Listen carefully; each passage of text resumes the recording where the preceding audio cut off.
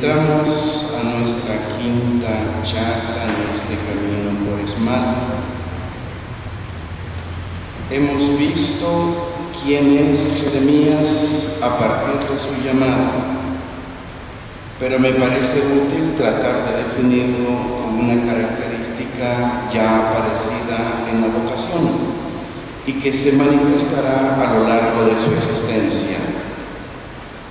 Es el hombre de la palabra, el hombre cuya suerte se identifica de alguna manera con la palabra de Dios. Primeramente, como lección, recorreremos algunos textos que manifiestan cuál fue la relación del profeta con la palabra.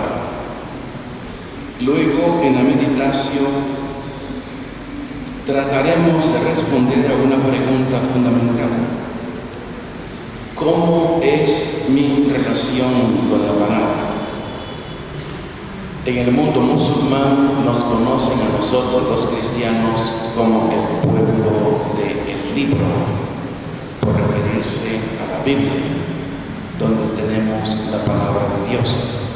Y no dejan de tener razón, ciertamente somos más que el pueblo del libro, como veremos en nuestra última charla.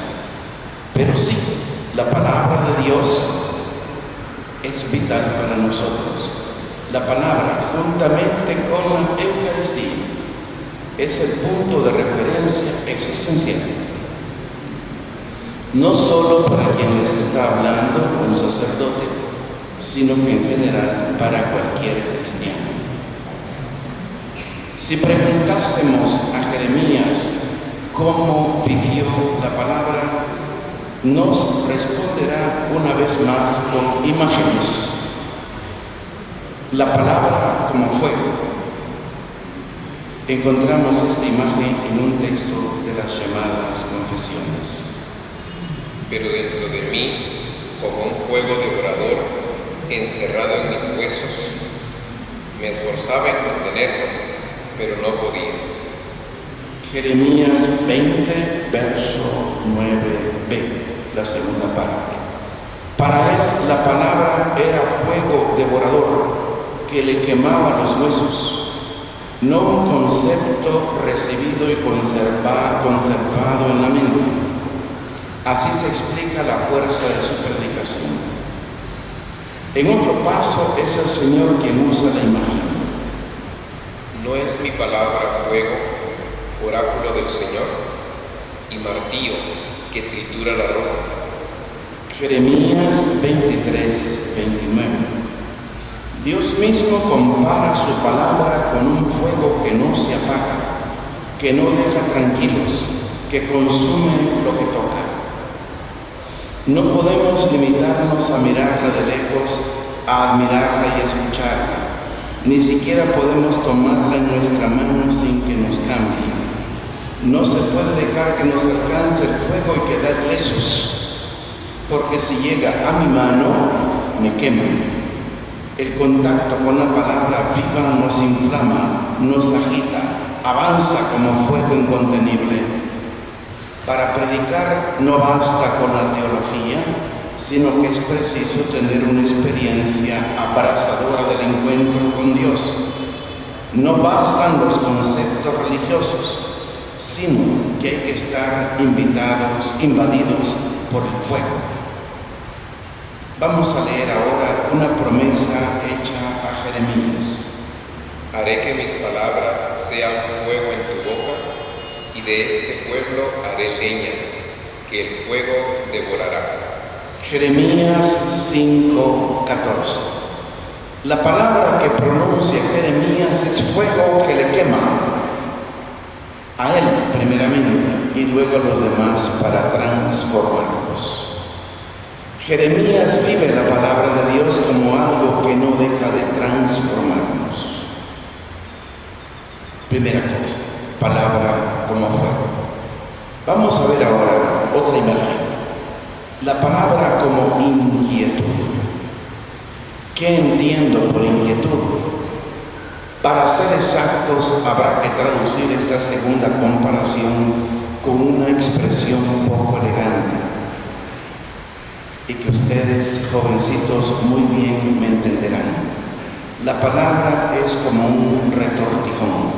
La palabra es como un dolor de tripas, como una molestia que no deja en paz, que no nos deja tranquilos, que molesta dentro. El profeta Jeremías exclama: ¡ay, mis entrañas! Me duelen las paredes del corazón. Se agita mi interior y no lo puedo acallar. Jeremías 4:19. Pero bien, otra imagen.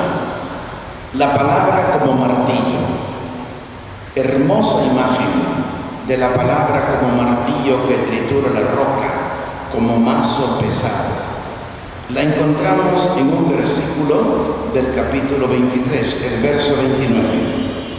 ¿No es mi palabra fuego, oráculo del Señor, y martillo que tritura la roca?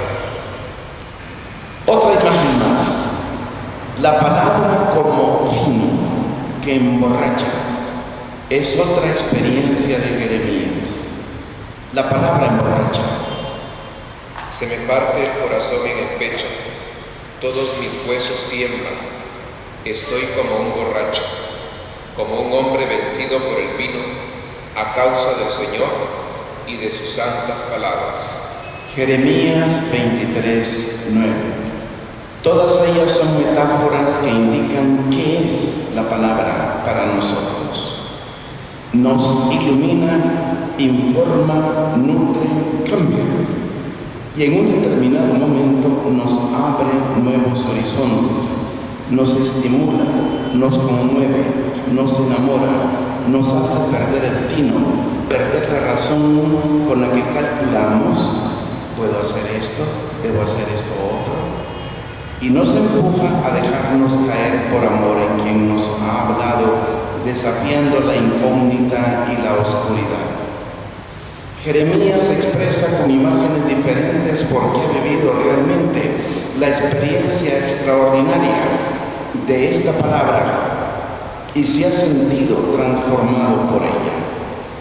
Habla también de su resistencia a la palabra que le agitaba, palabra que hubiera querido detener, pero en vano. Además de las 4 metáforas que hemos señalado, que resaltan el aspecto fuerte y avasallador de la palabra, he escogido otras 4 en las que comprendemos cómo la palabra es también para el profeta un apoyo, una muralla, una seguridad, un consuelo. El diálogo interior que vive con el Señor es la única fuerza con la que cuenta. A Jeremías se le había dado esa certeza desde el comienzo de su misión. Y volvamos al famoso capítulo 1 que fue objeto de nuestra reflexión en nuestro encuentro anterior. No les tengas miedo, pues yo estoy contigo para librarte. Ellos lucharán contra ti, pero no te podrán, porque yo estoy contigo para librarte. Y además te pondré frente a este pueblo como sólida muralla de bronce. Lucharán contra ti, pero no te vencerán, pues yo estaré contigo para salvarte. Bien, la primera parte hemos leído los versos 8 y 19 del capítulo 1. Y al final hemos leído Jeremías 15:20. Son significativos 2 pasos en los que Jeremías resalta su entrega a la palabra. El Señor es mi fuerza y mi baluarte, mi refugio cuando llega la angustia. A ti vendrán las naciones de los extremos de la tierra, pero el Señor está conmigo como un héroe poderoso. Mis perseguidores caerán y no podrán. Probarán la vergüenza de su derrota. Sufrirán una ignominia eterna e inolvidable. Hemos leído 2 versos, uno tomado del capítulo 16, verso 19, y el otro del capítulo 20, verso 11. Hay una gran afinidad entre el espíritu de Jeremías y el de los salmistas, especialmente si pensamos en los salmos de confianza y en los salmos de lamentación. El Salterio no coloca al profeta entre los autores de los salmos. Los salmos se atribuyen por excelencia a David, aunque David escribió solo algunos salmos, la mayor parte de los salmos del libro primero y algunos del libro cuarto. Y hay otros autores, entre ellos el mismo Salomón y los maestros de coro del templo de Jerusalén, Coré, por ejemplo, Asaf. Pero es indudable que aunque a Jeremías, este profeta, no lo coloca entre los autores de los salmos, es indudable que encontramos grandes semejanzas en las oraciones y en las invocaciones al Señor. Por consiguiente, Dios hace ver en perspectiva a su enviado situaciones de confrontación y de choques difíciles, pero le asegura que nunca estará solo, que nada tiene que temer. Por otra parte, Jeremías siente que puede apoyarse en Dios siempre y en cualquier circunstancia con absoluta seguridad. Miren, jovencitos, cuántas cosas ustedes escuchan por la caja loca, y hay una escuela paralela, si es que en el hogar hay escuela contraria justamente a lo que tal vez en el hogar le inculcan, o para ser más plástico, contraria a lo que en el instituto a ustedes se les viene enseñando. Totalmente contraria. Y se les presenta como algo bueno y excelente cosas que son antivalores y que no van en la construcción de su personalidad. Y cuando el joven no hace caso a la voz de su conciencia, termina mal. Y a veces la misma conciencia termina confundida. ¿Cómo saber si no estoy equivocado al tomar una decisión? Miren, hay un punto de referencia fundamental. ¿Verdad que cuando hay algo indebido, a la primera persona que no quisiera jamás decírselo es a su propia mamá? Ni quiera Dios que mi mamá lo sepa. Es un punto de referencia clave. Pongámoslo al revés. Antes de hacer algo, piensen, esto le agradará a mi madre. Si sienten en su corazón que no van a ser aprobados por su mamá, no lo hagan, aunque parezca que es ventajoso eso que van a hacer. Es justamente Dios nos alcanza a través de las palabras de mamá. Cuando esa mujer es fiel a su maternidad, porque hay mamás que no son fieles, mujeres que no son fieles. Benditos ustedes si tienen una madre que es fiel al llamado de la maternidad. Que Dios hace. Me preguntaba a una jovencita antes de hacer esto, ¿reflexionaste? ¿Qué sentiste dentro de ti? Y me dice, me sentí mal. ¿Y por qué lo hiciste? ¿Qué quería experimentar? Es que me decían que era bueno. Y cuando las cosas reventaron, te salió espontáneo irse a decir a mamá. Me dijo, no, yo no quería decírselo, me vi obligada a decírselo. ¿Y te has arrepentido de habérselo dicho? Me siento con una gran vergüenza, pero en el fondo me siento bien. Me siento bien haber hablado. Miren, una experiencia profundamente humana. Yo sé que muchos de ustedes no tienen la dicha de tener a su mamá cerca. Su mamá está a miles de kilómetros, sudándose la camisa para mandarle a ustedes $1, pasando hambres, durmiendo en colchonetas en el suelo, en un apartamento. No estoy inventando, eso lo veo yo en Nueva York, en Bronx. Lo he visto en tantos lugares, en Roma mismo. Por eso duele cuando un chaval es desconsiderado y no honra a sus padres, haciendo lo que le da su regalada gana, matando la voz de su conciencia. Dejen que la palabra los devore. Es verdad, la palabra es exigente, es dura, pero solidifica, da seguridad.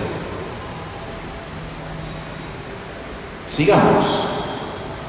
Ya comencé la reflexión, la meditación. Reflexionando sobre los textos y las imágenes que hemos repasado, sentimos que surge en nosotros una pregunta espontánea. ¿Cuál es mi comportamiento con la palabra? Con el fin de proceder ordenadamente, quiero recordar 4 momentos en los que la palabra, de manera especial, la lección divina, entra en relación con mi vida y mi experiencia. Con el esfuerzo, con la memoria, con los afectos, con la confianza profunda, raíz de la existencia humana. Lo que les dije, muy concreto, de experiencia inmediata y fresca, ahora se los analizo. Con el esfuerzo, con la memoria, con los afectos, con la confianza profunda, raíz de la existencia humana. Hablemos del esfuerzo. El esfuerzo cotidiano no se hace por el deber de afrontar una a una las circunstancias difíciles, sino por mantenerse firmes o por la perseverancia hasta el final. Se trata de una lucha muy dura, porque no todos somos capaces de una acción enérgica, de 1 o 2 decisiones heroicas, de 1 o 2 opciones importantes, pero el esfuerzo auténtico es la perseverancia, el mantenerse en la brecha, la fidelidad a Dios durante toda la vida, al ministerio, a la iglesia, a la Eucaristía, a la oración, a la vida de fe. No es casualidad que digamos que la mayor gracia que podemos obtener es la perseverancia final. No sé si ustedes, jovencitos, han escuchado cuando el Papa se encuentra con alguien, sea grupos, sea individuos, siempre pide al final: ora por mí, oren por mí.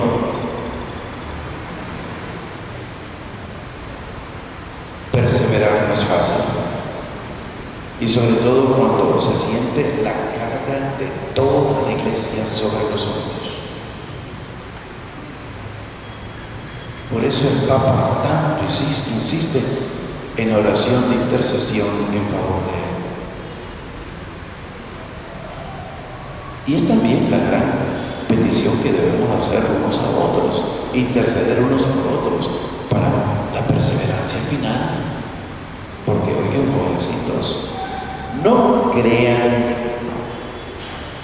que cuando uno encuentra dentro de esas reticencias, dentro del propio corazón o en el medio ambiente, no seas baboso, no seas idiota, mira, esas cosas son para los curas, las monjas, no, hombre, tú estás en el mundo, tú, mira, y le dicen tantas cosas. Si masturbarte no es nada malo, es todo normal, y mira, y es tan bueno, te desahogas, te desestresas, te va a ayudar. Y lo vienen tirando por ahí, por ahí, por ahí.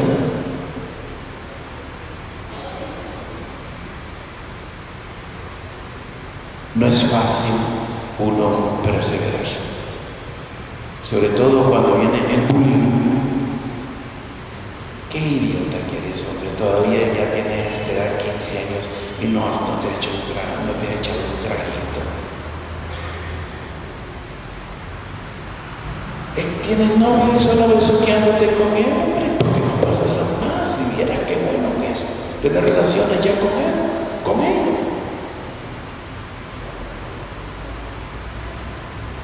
Y les presentan eso como valores. Y ustedes abren la tele, en cualquier novela, en cualquier programa, ahí va en el asunto.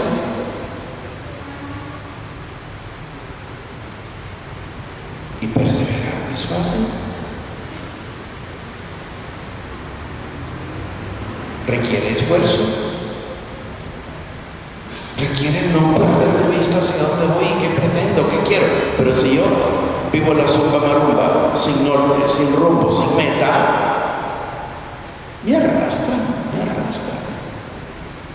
Yo soy un aragán, no hago esfuerzo. Como le decía a esa jovencita, ¿a qué crees tú que se debió todo esto? Llegó a la conclusión, es que me he vuelto muy aragán.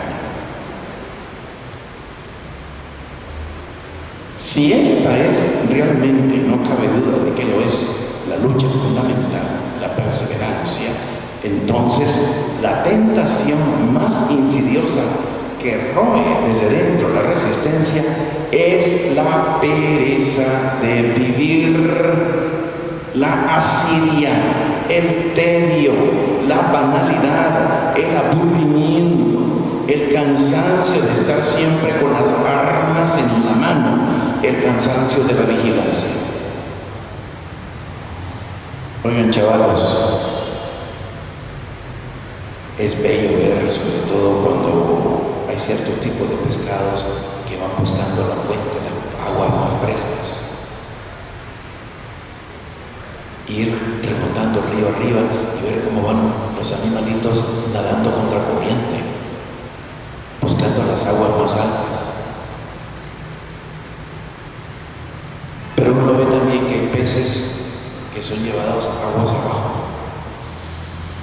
Son llevados, es que los peces vivos nadan contra corriente, los peces muertos son arrastrados por la corriente.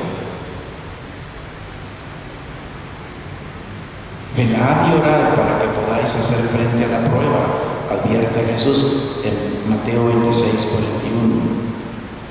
La tentación más grave, quizá más grave que la de abandonar la fe, más grave que la de abandonar la vida consagrada, más grave que traicionar el matrimonio, más grave que dejar el sacerdocio, es la de abandonarse, negarse a nadar contra corriente, renunciar a la lucha.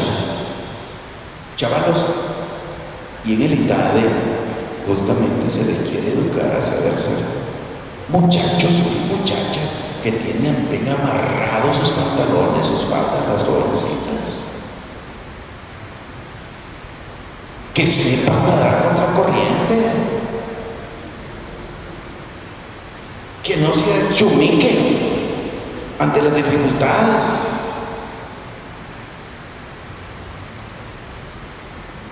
Esa es la tentación más grave, la de abandonarse, negarse a nadar contra corriente, renunciar a la lucha. Hay personas que tal vez consiguen mantener externamente una cierta dignidad, pero interiormente están apagadas, vencidas, dimitidas.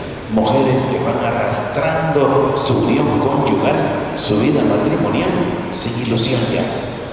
U hombres, por eso no es extraño que busquen una mujercita por acá, otra por allá, o andan danzando con mujer de turno.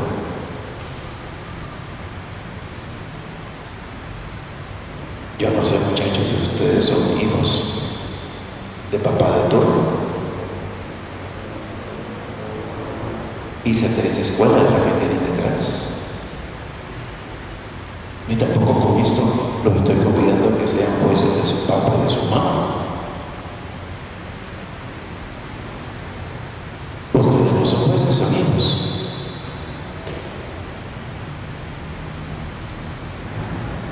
quiero señalarles, chavalos, que con el auxilio de Dios, aunque uno tal vez nació cojeando porque el medio ambiente no favoreció y los ejemplos impidieron hacer daño de entrada, es posible rehacer el camino y hacerlo con honestidad. Cuánta bendición entra en los hogares a través de un chaval, una chavala que se ha topado con Jesús y que ha hecho opción de amor por él. ¿Qué relación tiene la palabra de Dios, en especial la lección divina, con el esfuerzo de la perseverancia y de la vigilancia? La lección es, en primer lugar, una constante renovación de motivos para resistir, para no sucumbir, para esperar a pesar de todo. Ojalá que vuestros profesores lo vayan educando a saber leer la palabra, saber honrarla, saber profundizar en ella, hacer la oración, hacer la vida. Esto les va a acompañar toda la vida, jóvenes. No resistan la enseñanza. La lectura asidua de la palabra, como decía San Jerónimo a la hija de Santa Paula, repara las energías perdidas, restaura las energías gastadas, estimula constantemente a nuestra tarea diaria. Personalmente siento que cuando me falta el contacto con la palabra, se me agota la fuente que surge a mi mente y a mi corazón, que me permite vivir, buscar siempre lo mejor, renovar las pautas de trabajo para mí y para los demás, superar los momentos de flojedad, de oscuridad, de impaciencia, de disgusto y de amargura. Porque miren, entre uno tiene más responsabilidad, más ocasiones de disgusto será. Y también más decepción cuando uno confía en las personas y uno ve que no están a la altura de lo que deberían estar. Gente que decepciona. Igual que un papá o una mamá que se decepciona de los hijos. Porque los hijos no hacen caso. Y salen con una canilla más larga que la otra. Y después le vale. Lo más normal, sí, todos así, actúan así, de mi edad. Yo soy de este tiempo. La lección divina, la palabra, es la fuente viva de la que brota creatividad y desenvoltura. Las confesiones de Jeremías representan plásticamente de qué modo una persona se siente tentada en su perseverancia y al mismo tiempo sostenida por la palabra de Dios en esa tentación. Debemos además considerar una segunda relación de la lección divina con el esfuerzo de la vigilancia, una relación más sutil. Aún poniéndonos en contacto con la riqueza infinita de la palabra de Dios que nos alimenta, en un momento determinado del camino espiritual, casi de improviso, la lección puede resultar pesada, opaca, muda, como la fuente de la aldea que se seca después de habernos brindado su agua durante tantos años. Por ejemplo, esto pasa en muchas pequeñas comunidades que comenzaron bonito a reunirse semanalmente para hacer la lección divina y después como que las cosas dejaron de funcionar. El momento más dramático y más significativo de la vida espiritual tiene lugar cuando la palabra de Dios parece que se calla. Toda la doctrina de San Juan de la Cruz y de Santa Teresa de Ávila tiene su punto culminante en esta pregunta: ¿qué sentido dar a la pérdida del gusto de Dios y de la palabra de Dios? No sé, pero si nunca he tenido ese gusto. Algunos muchachos dicen, no, es que esa comida no me gusta, pero ya la comiste. Nunca. Entonces, ¿por qué dice que no me gusta si nunca la has probado?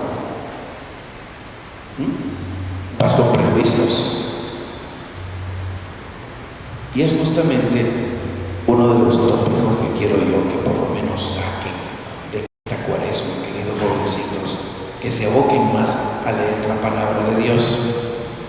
Pero bien, estoy hablando de otra etapa que se da, miren que se da en la vida espiritual. La pérdida del gusto de Dios y de la palabra de Dios. Esto le pasa a los sacerdotes, le pasa a los diáconos, le pasa a hombres y mujeres consagrados, le pasa también a los laicos comprometidos, que se pierde el gusto. Es un tema que hay que afrontar, porque antes o después, según los diferentes momentos del camino de fe y de oración, sentiremos que se nos plantea. Tal vez ustedes, chavalos, no han llegado a esta etapa, porque ni siquiera han comenzado algunos. Yo lo veo por sus ojos. Hay chavalos que sí me siguen bien, otros no. Lo cual me hace ver quién va madurando, quién va obedeciendo, quién va escuchando y quién no escucha todavía, no ha entrado. Hablo sobre todo a gente que ya viene caminando en la fe. Un ministro de la Eucaristía, un delegado de la palabra, un jefe de pequeña comunidad. Uno a veces se siente vacío, porque la palabra no dice nada. La respuesta que dan los maestros de la vida espiritual es doble. Primero, la palabra no habla, calla, porque hemos sido negligentes. Presumíamos que la conocíamos y hemos dejado de esforzarnos en su análisis, de escucharla con amor, de descubrir en ella la novedad de Dios. En ese caso, es necesario recuperar con diligencia el ejercicio de la lectura asidua de la palabra, de la lección divina, superar la pereza que lleva fatalmente a un estado de paralización interior, de niebla, y renovar con humildad nuestra actitud ante el Señor y su palabra. Hartas veces esto viene por negligencia. El sacerdote que sube al altar no experimenta la presencia de Dios. ¿Sí? Se da esa sequedad.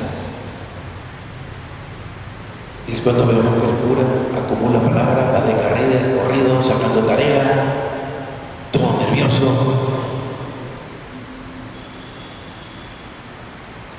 Y es cuanto más uno tiene que hacer el esfuerzo de concentración e ir más despacio. Ya les decía una vez, no tienes tiempo para oración, tienes mucho trabajo. Dedícale, aunque sea media hora, a la oración. Es que tengo más trabajo todavía. Dedícale una hora a la oración. Es que miren ustedes, los días me salen cortísimos, si viera usted.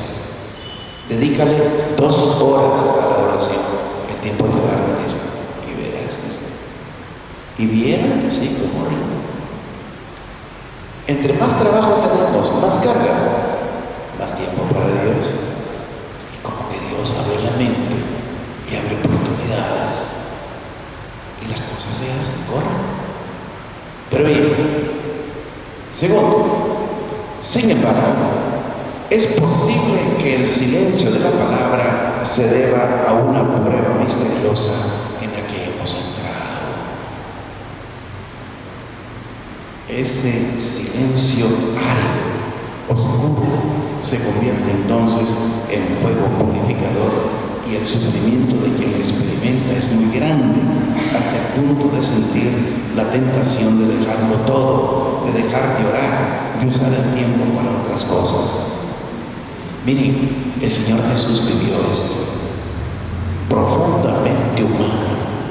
¿Recuerdan en Getsemaní?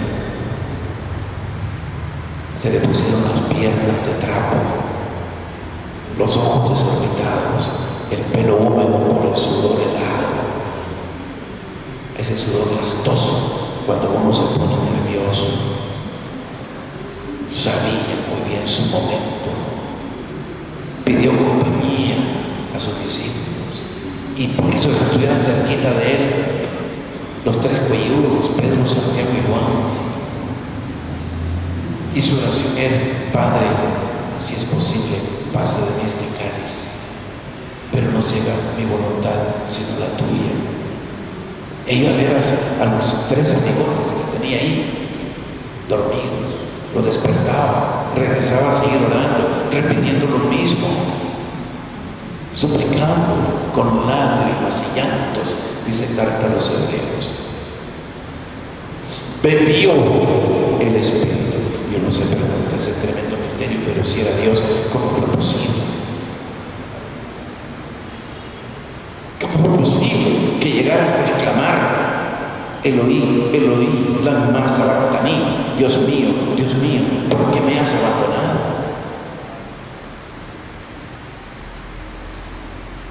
Profundamente humano, no era un remedio de ser humano. Vivió por toda la humanidad esta aridez, esta sequedad, esta ausencia de Dios. Y también, dice carta a los Hebreos, meditando en todo esto, bebió a borbollones, a sorbos grandes el Espíritu y fue reconfortado. En realidad, si perseveramos en la oscuridad de las tinieblas, si resistimos firmes en la prueba, el Señor nos conduce a un conocimiento de Él, nos devuelve a la infancia muda ante la palabra para hacernos partícipes de su misterio de amor que está incluso por encima de la palabra. Nos guía hacia las altas cimas de su intimidad trinitaria, donde las imágenes dejan el sitio al divino silencio. Fíjense, dice el prólogo de Juan: en Agén Jologos, Caijologos, en Prostófero. En el principio estaba la palabra, era la palabra, y la palabra estaba vuelta hacia Dios. Pero es una palabra sin sonido. Pueden emitir palabra sin emitir sonido.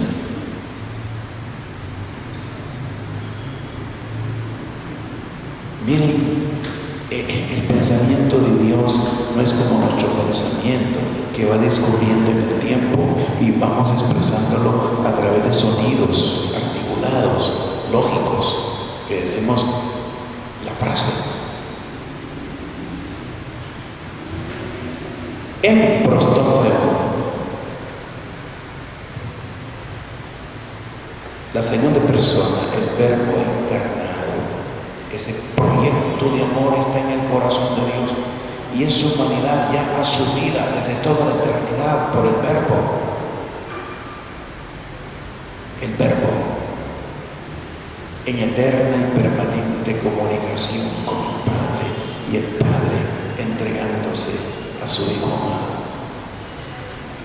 Y esa corriente de amor, ese oleaje de amor entre el Padre y el Hijo, es justamente esa brisa vital que invade todo el ámbito divino. En Dios no hay ámbito, no hay espacios. Dios no hay espacios, no está arriba, ni está abajo, ni a derecha, ni a izquierda. Miren, su lenguaje uno queda siempre pequeñito ante estas cosas.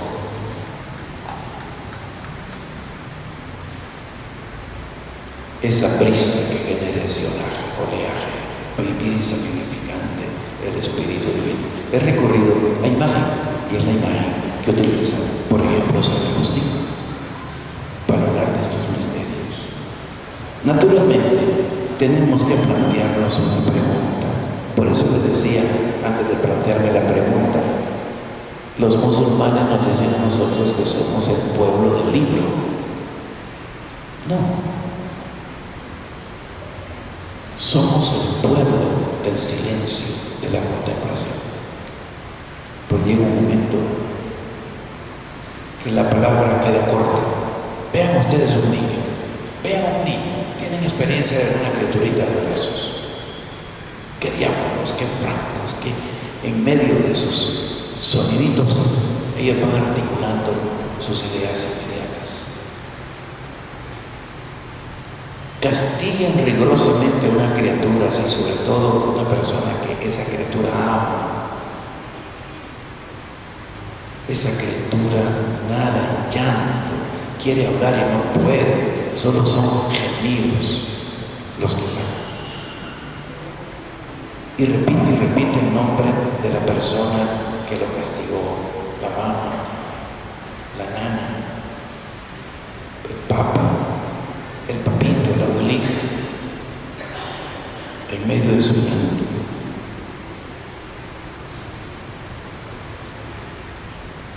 Es justamente a donde lleva la palabra, a vivir en el amor. Y ahí viene lo que llamamos don de lenguas, justamente un momento en que es invadido totalmente nuestro espíritu por esta presencia de Dios. Y ya no hay palabras, salen sonidos inarticulados que suscita el mismo espíritu y que el mismo espíritu da a entender en la asamblea. Porque si hay don de lenguas, hay también don de interpretación. Y si no hay quien interprete, mejor que se calle, dice Pablo. Silencio. Se dice mucho más. Fui a dar el pésame al señor Báez el domingo, porque sabía que el lunes, el día del entierro de su mamá, no podía estar. Estamos en la recta final del primer colo del semestre con los seminaristas y tenía la clase y no podía perder ese encuentro. Entonces fui a estar con él. Lo encontré rezando el rosario en la casa con su familia, cantidad de gente dentro y en la calle. Y me golpeó mucho el verlo a él, sobre todo a él recogido, centrado, con su vista en la caja donde estaba su mamá. Y dije, aquí, cualquier palabra que lo siento y pésame, eso lo enseña. Aquí es estar, simplemente estar junto y acompañarlo en la oración, más nada. Toda palabra sale sobrando, profana esa pena, ese dolor. Sí, llega un momento que la palabra sobra. No somos simplemente el pueblo de la palabra, somos el pueblo de la contemplación.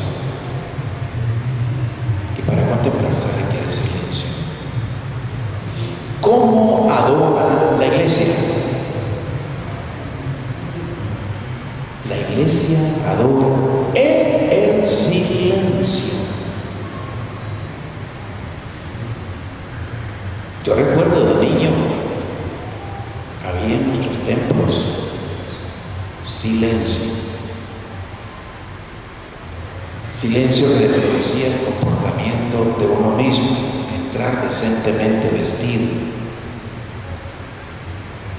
Las misas no son desfile de modas, ni en el altar ni fuera del altar.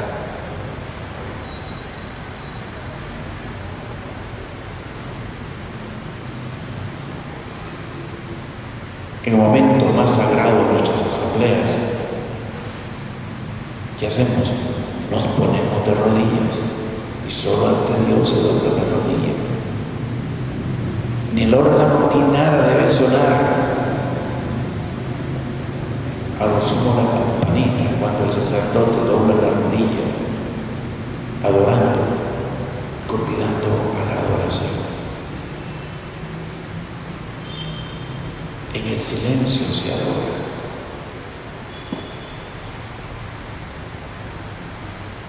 Somos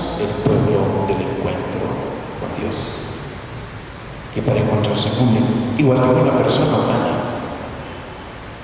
Qué triste ver a gente que se sienta a tomar un café, pero cada uno con su celular, chateando. No hay comunicación. No hay comunicación. Qué triste ver a un profesor que dando clase y abre el teléfono como lo más normal. ¿Qué harían ustedes, un sacerdote en la misa, hace eso?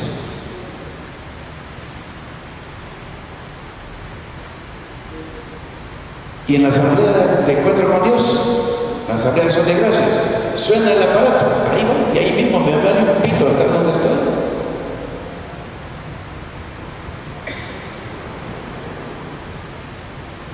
Hace falta silencio. Por eso hemos perdido el sentido del encuentro con Dios. No hay silencio. Ojalá, muchachos, que esto aprendan de su paso por la tarde, a saber hacer el silencio diario, esos minutos de oro antes de acostarse, revisando la vida, dando gracias a Dios por la jornada, pidiendo perdón si ha habido cosas indebidas en la vida de ustedes en la jornada. Pero bien, sigo adelante. Hay una pregunta que decía que nos planteamos.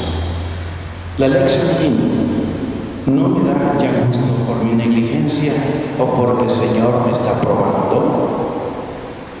La respuesta es fácil.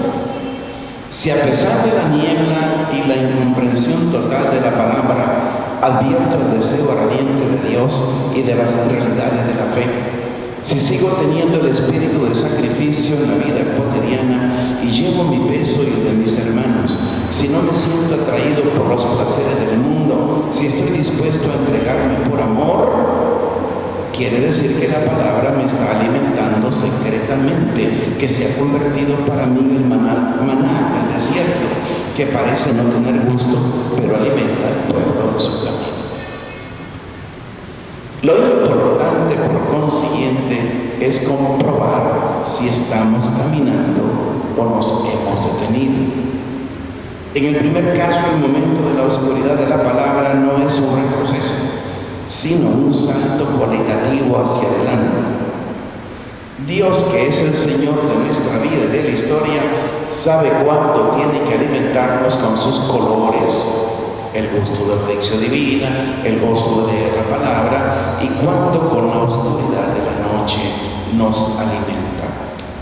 Él es siempre quien se revela en la palabra y quien se esconde detrás de ella. Es un poco la experiencia que Teresita a sus 4 añitos captó. Última de la familia, graciosa por sus bonadas, una niña muy perspicaz, muy inteligente, su papá. Una niña que quedó huérfana, muere la mamá, y la hermana mayor hace de mamá. Y entonces todo lo que la niña hacía se celebraba en la familia y era ocasión de atención y normal, como en toda familia. Dice que un día el papá le llevó un juguete y a ella no le gustó el juguete. E hizo su berrinche.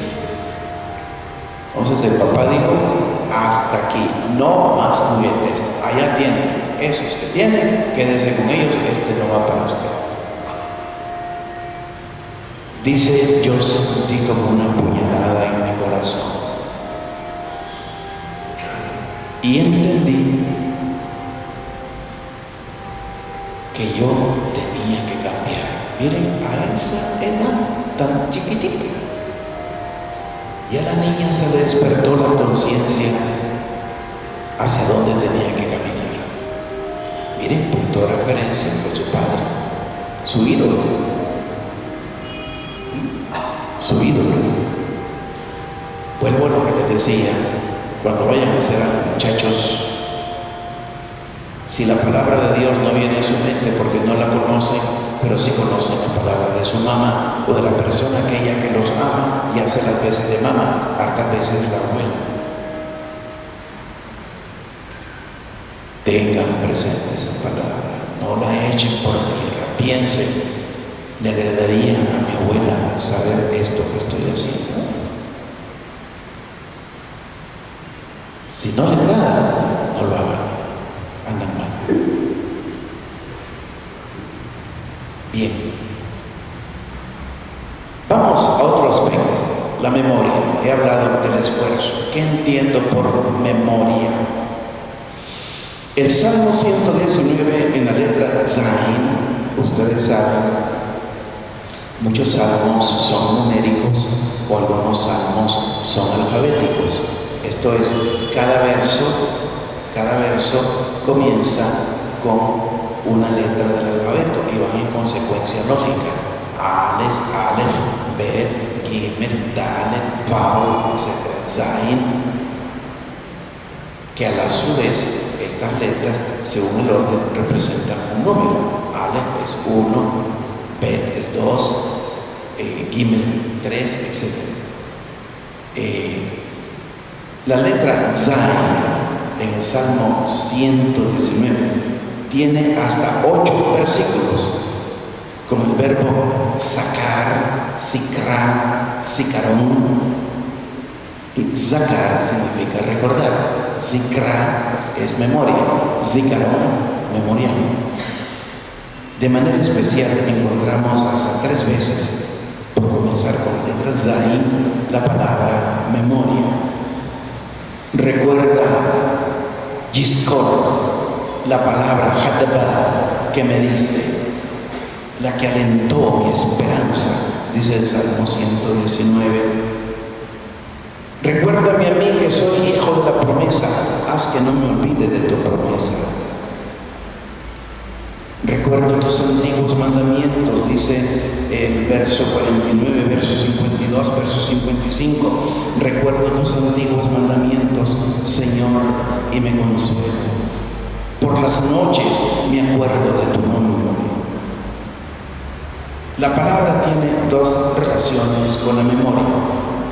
Primero, hace recordar a Dios su alianza, su veredicto.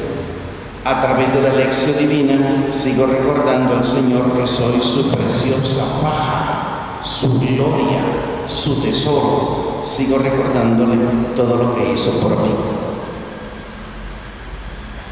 Como aquella niña, ¿verdad? Que el papá la educó a respetarse a sí misma, a respetar a los hermanos. Y le decía, usted su cuerpo debe respetarlo, no es para que usted se desnude y lo ponga en Facebook y lo tire a sus amiguitos y que le vean todo. Y hay chavalos que incitan a la jovencita a hacer eso. Y chavalas tundas que se dejan llevar. O viceversa. Dame un show, dame un show. Ella es la idiota haciendo su show. Porque eso lo ven en la tele y lo ven como normal. Algunos se ríen, se ve que lo han hecho.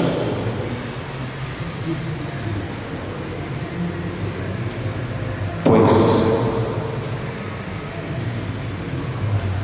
les decía de esta niña que el papá, educándola al respeto, le recordaba lo que dice San Pablo, que somos templo vivo del Espíritu Santo.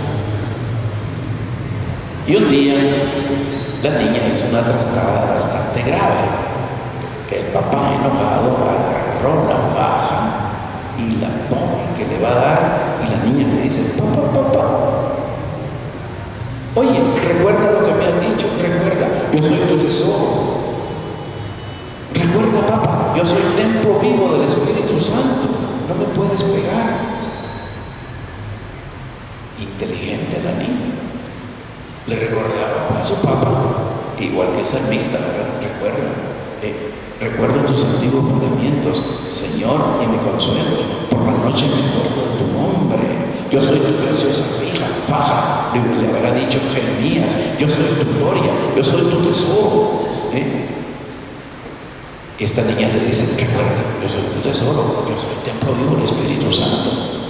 Y el papá le dice, no te preocupes, No te voy a dar en el templo, te voy a dar en la sacristía.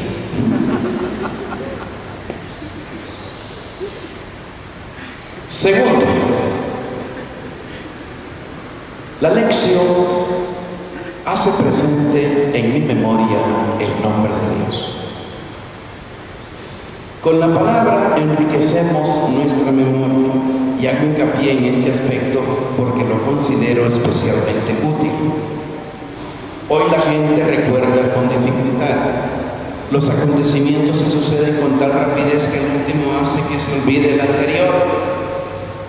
Nos presentan las imágenes terribles de estos musulmanes radicales y que tienen a los prisioneros de rodillas y detrás de ellos un verdugo con un puñal en la mano o una espada, y después la siguiente imagen nos presenta al cuerpo en el suelo y la cabeza a un lado, degollado, y aquellas cosas grotescas, o aquel terremoto, aquella desgracia, aquellos cuerpos descuartizados por chavalos locos que se ponen a un curso de motos, chocan y se matan. Inmediatamente después viene un anuncio, que la fiesta, que lo otro, y todo va rápido, no hay tiempo para asimilar lo que estamos viendo en esa caja blanca, la televisión, con su serie de imágenes, nos lleva a borrar las experiencias pasadas. Todo va demasiado rápido y tan banal. Nos presentan una pobre mamá con el niñito todo desfigurado y que está pidiendo apoyo, ayuda, y ahí nos dicen, pues nos tocan los sentimientos, ayude, mira tal dirección, tal teléfono, llame si quiere ayudar, pero después otra imagen borró todo eso, ya pasó. Ni tiempo uno para asimilar lo que está viendo. Nuestra sociedad tiene poca memoria, no recuerda la historia. Yo les digo a los viejos, háblenle a sus chavalos de lo que pasó aquí en esta ciudad de Estelí, porque fue destruida por 3 veces y porque está en tiempo de paz tomada nuevamente. Háblenles, que conozcan la historia.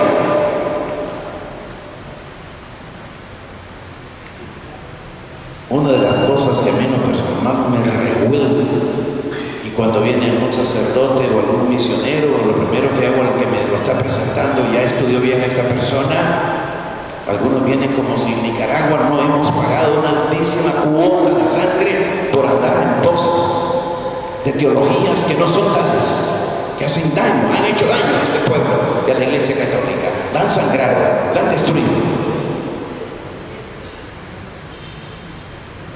Y que vienen aquí con sus divisiones de clases, sus luchas de clases y su lenguaje marxistoide.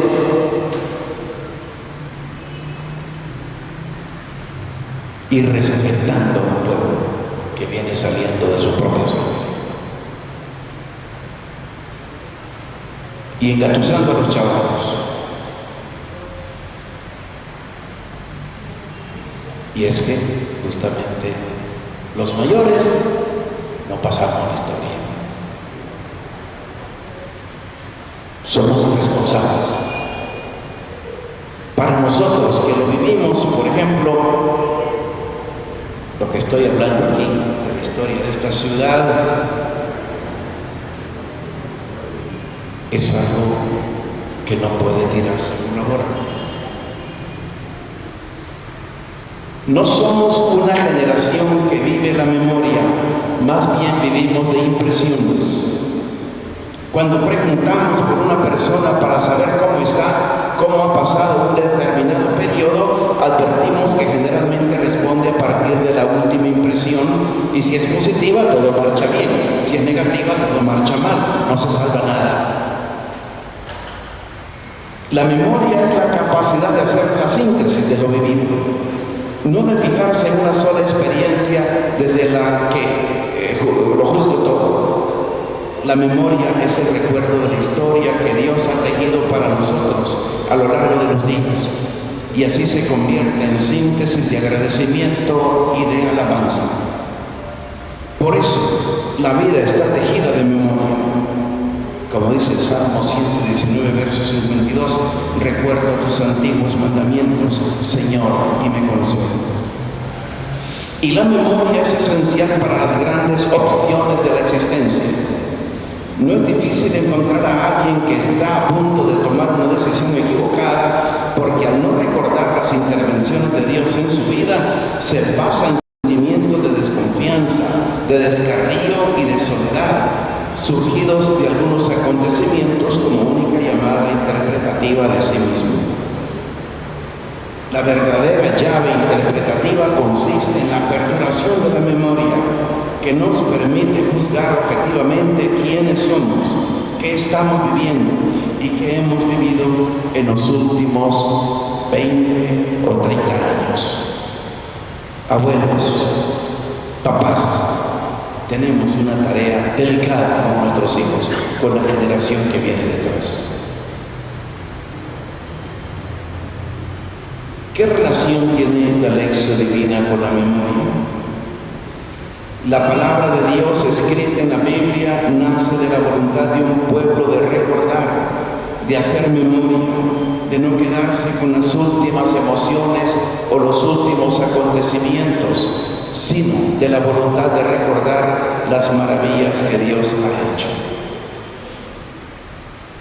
La lección divina nos pone en contacto con una civilización, con una cultura que se distingue por su memoria de los beneficios de Dios en el pasado. Y eso me permite a mí repasar los beneficios que Dios me ha hecho a mí a lo largo de mi vida, así como la Iglesia y a la humanidad. Y es justamente lo que la Iglesia hace. En esto, ¿cuántas Semanas Santas ya han vivido ustedes? Ya en forma consciente. Y lo mismo del año pasado, ¿verdad? Como decía aquel borrachín, al cura que no preparaba las homilías, y ya se sabía de memoria lo que iba a decir el sacerdote en la predicación, y gritaba lo mismo del año pasado, hasta que el padre, ya molesto, lo mandó a sacar al borrachín, y el borrachín, llevado en aire, pateando, decía lo mismo del año pasado. También el año pasado lo habían sacado.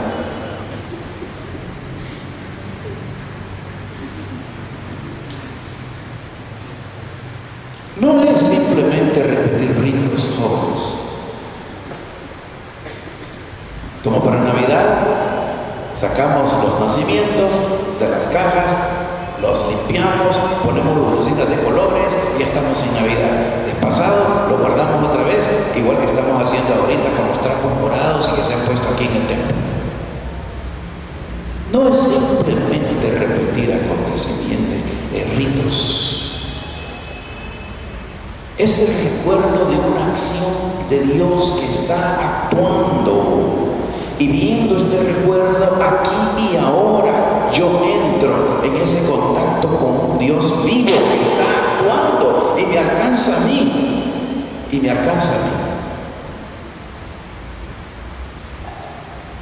Es lo que llamamos memoria.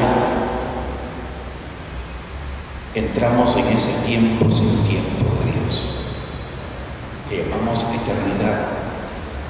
La lección es un ejercicio continuo de la memoria, y si muchas veces podemos superar momentos difíciles, es gracias al recuerdo de lo que el Señor hizo conmigo o con otros. Cuando leo, por ejemplo, los sufrimientos de Jeremías o de San Pablo, hago memoria de mi experiencia, enriqueciéndola con la suya. Yo no estoy descubriendo la pólvora, lo que yo vivo ya lo vivieron otros. Es interesante ver cómo lo vivieron y cómo respondieron. Aquí viene el ejemplo que nos da la vida de los santos, de esa gente que creyó en la palabra y se la jugó y se arriesgó. ¿Cuánta gente santa hay en nuestro medio ambiente? ¿Cuánta gente santa que se ha arriesgado y no sabemos leer los mensajes que Dios me da a través de estas personas? Bien, como conclusión, la lección divina, la palabra de la Biblia, es escuela de síntesis y de una vivencia personal, social, colectiva, eclesial y humana. Hablemos ahora de la lección y los sentimientos. La memoria no es la única y fundamental actividad del hombre. Están también los sentimientos, los afectos, las emociones que van y vienen, se nos escapan, nos desbordan. A menudo creemos que decidimos gracias a una razón lógica, mientras estamos dominados por un sentimiento, por una antipatía, por una simpatía. A veces incluso nos damos cuenta de que no tenemos los sentimientos que querríamos. Quisiéramos que fuesen buenos, ordenados y profundos, pero sentimos que no los tenemos. Esto significa que los sentimientos hacen de ambos, por lo que ordenarlos es un problema serio, pues eso nos dará la capacidad de dominar nuestra emotividad. Es el largo camino educativo que se hace recorrer al niño hasta llegar a la edad adulta. El adulto, por tanto, debería de alguna manera saber dominar su mundo afectivo, lo que es bastante difícil especialmente hoy. Cuánta gente ya de 40 años para arriba que me la he encontrado que se comporta igual que un chihuín de 13, esclavo de sus sentimientos. Y uno dice, ¿y esta gente de qué le ha servido vivir tantos años? No hay sabiduría, no hay capacidad de raciocinio en esta gente. Está reaccionando a las impresiones nada más. ¿Dónde está la sabiduría que se supone que ya ha acumulado en estos años de vida? A veces uno encuentra más sabiduría en un chihuín de 10 años que en una gente de 30. La lección divina, la palabra de Dios, educa al orden de los sentimientos. Nunca lograremos ordenar del todo la afectividad, la emotividad y la sensibilidad, y tal vez sea eso algo bueno si tenemos en cuenta que en el mundo de la afectividad hay un elemento de sorpresa. En cualquier caso, la lección tiene una función providencial, pues si deriva en costumbre cotidiana, se convierte en un cuadro de referencia de los sentimientos verdaderos y correctos. Pienso en la ordenada riqueza sentimental y afectiva de los salmos. Pienso en las historias de Abraham, de Moisés, de los reyes, de David, de Jeremías, de Jesús, de Pablo. Todas ellas nos ayudan a distinguir en nosotros los sentimientos negativos de los positivos, los constructivos de los destructivos. Los sentimientos negativos, al leerlos en la Escritura, se objetivan, es decir, se proyectan fuera de nosotros sobre un símbolo o imagen histórica, y de este modo los podemos gobernar mejor. Por ejemplo, el sentimiento de la atracción por la belleza. Bueno, ya ve Dios, ya les he dicho, no creas en seres defectuosos. Y la naturaleza humana, la parte más bella del ser humano, siempre la mujer. En los animales, se han fijado ustedes, chavalos, algunos de ustedes de agricultura, se dan cuenta que en los animales el más bello es el macho, el más recio, más hermoso, un cuerpo más desarrollado.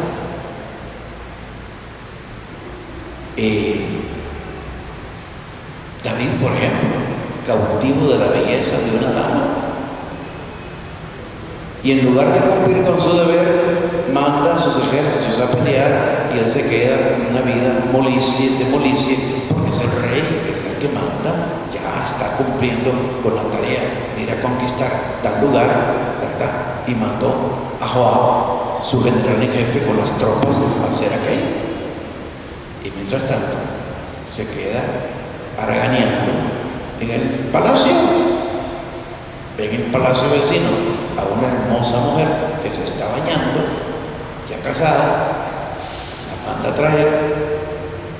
Ella viene, se acuesta con la mujer y después, a los días, la mujer le manda a decir: estoy embarazada. ¿Y qué pasa? Ay, no soy el rey. Que venga el marido de esta mujer, un hitita, y que esté con ella, así, está con ella. La mujer está embarazada, el chihuín queda camuflado. y las cosas no le resultaron como él pensaba. ¿Qué terminó? Yendo en contra de su propia gente, siendo un adulador y un traidor, el santo rey David, mandando a matar a este fiel servidor para quedarse en definitiva con la mujer. Y no le importó que murieran varios de sus soldados en contra de su gente, en contra de su pueblo. Todo esto ciertamente cuando uno lo lee en la Biblia, palabra de Dios. ¿Y dónde está la palabra de Dios ahí?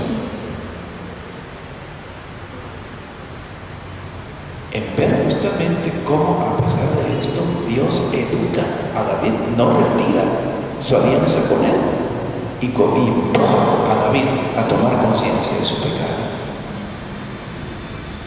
¿Cuántas veces nos hemos comprendido nosotros mismos leyendo las vicisitudes de David y meditando una carta de San Pablo o una página de los Hechos de los Apóstoles? Cuando uno ve las divisiones internas en la comunidad y uno ve sus propias comunidades en una parroquia dividida, deshaciéndose, mordiéndose la gente, haciendo de una aguja una barra, aumentando los problemas, y uno dice, ¿qué cosa? Y esta gente que vino aquí a la parroquia, ¿por qué se alistó? Está fregando la pita aquí nada más. Y nada de ayudar, más bien a estorbar. No. ¿Cómo actuaron los apóstoles? ¿Cómo la fuerza del Espíritu superó todo aquello? Tan humano. O el hijo traidor, el hijo zángano, el hijo que explota a sus padres. ¿Cuántas? La Biblia, ¿cómo habla de eso también? En el fondo, la ayuda psicológica, el psicoanálisis, las diferentes formas de ayuda psicológica, analítica, tienen el mismo fin: objetivar los sentimientos para poderlos evaluar, para poder distinguir los sentimientos tumultuosos y negativos que dañan y confunden, que provocan amargura y derrotismo, de los sentimientos positivos que crean en nosotros confianza, serenidad y perseverancia. Y qué sabroso es sentirse amado, no obstante las faltas. Qué sabroso. Sale espontáneo el deseo de abrazar a esa persona que me dice, te amo, aunque yo haya fallado. La Biblia es una escuela extraordinaria para discernir los sentimientos, pues cuando reflexiono sobre mis sentimientos cotidianos y sobre los de los personajes bíblicos, me siento ayudado para comparar mi mundo afectivo, pasional y sentimental con la claridad, la transparencia y el orden del misterio de Dios. Siento la invitación a contemplar mis sentimientos en Jesús y con Él. La Biblia me hace comprender por qué a veces estoy triste y a veces alegre, por qué paso del entusiasmo a la indiferencia o incluso al disgusto. Hay una regla fundamental del sentimiento evangélico: sentir como Jesús, que siendo de condición divina, uk arpatse, me gusta citarlo siempre en griego este pasaje, no consideró como presa codiciable el ser igual a Dios. Al contrario, se despojó de su grandeza, tomó la condición de esclavo y se hizo semejante a los hombres. Y en su condición de hombre se humilló a sí mismo, haciéndose obediente hasta la muerte y una muerte de cruz. Filipenses 2, del 5 al 11. Así pues, cuando se conoce la Biblia a través de la lección divina, es una escuela importante y utilísima que hace que me pregunte cómo gobierno mis sentimientos, qué miedo siento ante ellos, qué orden quisiera tener en ellos. Pero pasemos a la última fase: la lección como don y abandono. Las tres reflexiones precedentes podrían inducir a creer que la relación con la palabra de Dios es sobre todo activa, que la Sagrada Escritura sirve para superar el cansancio, para hacer la síntesis de la vida y para poner orden en nuestros sentimientos. En realidad, la palabra de Dios contenida en la Biblia, mucho antes que ser una actividad, es un don del Señor, pues mediante esa palabra se me da a mí, me habla, me alimenta con su vida, me comunica su amor, su poder y su divinidad, análogamente a como me la comunica la Eucaristía. Por eso, mi relación con la lección divina es un acto de fe y de abandono en Dios, que se me revela en Jesús humilde, pobre, obediente, paciente y crucificado por mí. En ese sentido se convierte en un antídoto formidable contra una civilización y una cultura secularizadas, contra la civilización del tener, del poseer, de construir y de hacer, donde no queda sitio para el don y la gratuidad, donde todo es cálculo. Cuando me ejercito en la lección, cuando me encuentro delante de la palabra, no produzco nada, pero recibo un don, y este don que recibo me caracteriza como persona humana. Soy una persona humana en cuanto recibo a Dios, que se hace don para mí en su Hijo y en su palabra. Por eso he expresado en distintas ocasiones la persuasión, que puede parecer paradójica, de que en nuestro mundo, siempre incrédulo, ateo e indiferente, un cristiano no consigue vivir la fe si no consigue familiaridad con la palabra de Dios por medio de la lección divina, si no se alimenta cada día con esa palabra, si no deja que el misterio de la gratuidad divina entre en su existencia.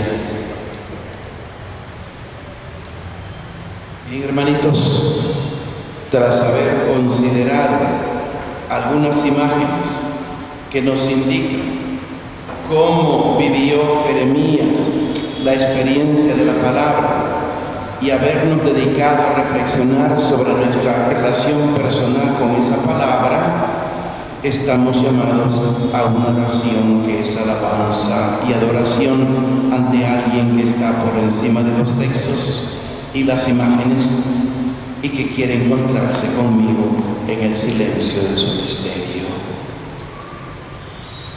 Por eso el gran Papa San Juan Pablo II pidió que en nuestros templos, previo a la Eucaristía, se repristinara otra vez la reconquista del silencio. ¿Cómo? Acostúmbrese el pueblo a rezar el Santo Rosario previo a la Eucaristía. Miren, en ese Dios te salve María, Santa María, en ese vaivén del Ave María, de la decena del Rosario, nuestro espíritu se va aquietando, es como una cortina que va opacando el ruido y nos permite justamente poco a poco ir entrando en la contemplación. Por eso decimos, en tal misterio contemplamos. Y si yo hago el esfuerzo mientras voy diciendo Ave María, Santa María, ¿verdad? Voy pensando en lo que se anunció el misterio, mi espíritu va entrando poco a poco en ese reposo necesario para entrar en el silencio del misterio de Dios. Como introducción a nuestra celebración de la Eucaristía, que viene a continuación, como introducción a ese momento irrenunciable de la lección divina que también escuchamos en la Eucaristía, la proclamación de la palabra, podemos comenzar diciendo: Señor, concédeme vivir de veras contigo y para ti. Soy tuyo, soy tu tesoro. Pertenezco a un pueblo que es tu propiedad personal, que es tu tesoro. Haz que comprenda, Jesús, que es la palabra viva para mi vida. y de qué modo me sostiene en el quehacer de cada día. Ayúdame a ordenar mis sentimientos, a ordenar mis emociones, a no quedarme en las primeras impresiones, y haz especialmente que sienta el don inmenso que tú me haces con tu palabra.